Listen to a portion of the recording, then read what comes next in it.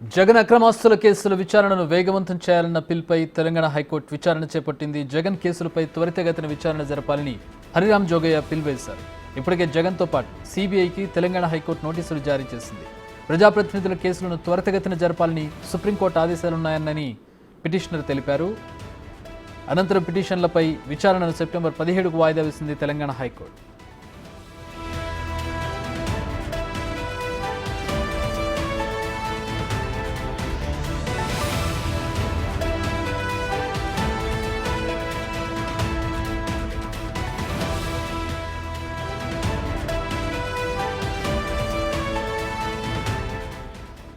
జగన్ అక్రమాస్తుల కేసులకు సంబంధించిన అప్డేట్ చూస్తూ ఉన్నాం.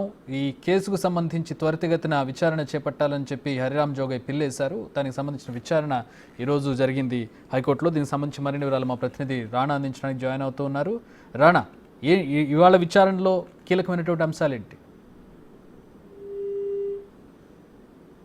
ప్రతిపక్ష నాయకుడిగా పనిచేశారు. ఇప్పటికే ఈ కేసులో చాలా రోజుల నుంచి కూడా ఆయన బెయిల్ మీద తిరుగుతున్నాడు కాబట్టి ఇప్పుడున్న పరిస్థితుల్లో ఆయన కేసుని త్వరగా క్లెయిమ్ చేసామని కూడా ఆయన హైకోర్టుని ఆశ్రయించడం జరిగింది. దానికి సంబంధించిన కొన్ని ఎవిడెన్స్ కూడా ఆయన హైకోర్టుకి పంపించారు. ఎందుకంటే సుప్రీంకోర్టు మార్గదర్శకాలను కూడా దృష్టిలో పెట్టుకుని ఇంత సుదీర్ఘ కాలం పాటు దీన్ని చర్చల పేరుతో లేకపోతే ఇంకా వాయిదాల పేరుతో ఇంకా ఆయనకి బెయిల్ మీద తిరుగుతున్నాడు కాబట్టి తొందరగా ఆయన కేసుని క్లోజ్ చేస్తే ఆయన పైన ఉన్నటువంటి ఈ యొక్క ఏదైతే ఆరోపణలు కానీ అవన్నీ కూడా క్లీన్ చిట్ వస్తుందా, లేకపోతే ఆయన పైన ఉన్నటువంటి నేరం ఒప్పుకుంటారా లేదన్న దానికి కూడా ఒక అవగాహన వస్తుంది. అది కూడా ప్రజలకి తెలుస్తుంది కాబట్టి సో దీనివల్ల ఆయన కేవలం బేస్ చేసుకుని 2 రోజులు పదవిని అడ్డు పెట్టుకుని కనీసం ఆయన కోర్టుకు కూడా హాజరు కాలేదు. దానికి కూడా మినహాయింపులు తీసుకున్నారు. సో ఈ కేసులు తొందరగా క్లోజ్ చేయాలనేసి కూడా ఆయన పిటిషన్ వేసినటువంటి పరిస్థితి కనపడుతుంది. దీనిపైన వాదాలు చర్చలు జరిపిన తర్వాత సెప్టెంబర్ 17కి విచారణను వాయిదా వేసినటువంటి పరిస్థితి కనపడుతుంది. ఎందుకంటే సుప్రీంకోర్టులో చాలా క్లియర్ కట్ గా ఉంది.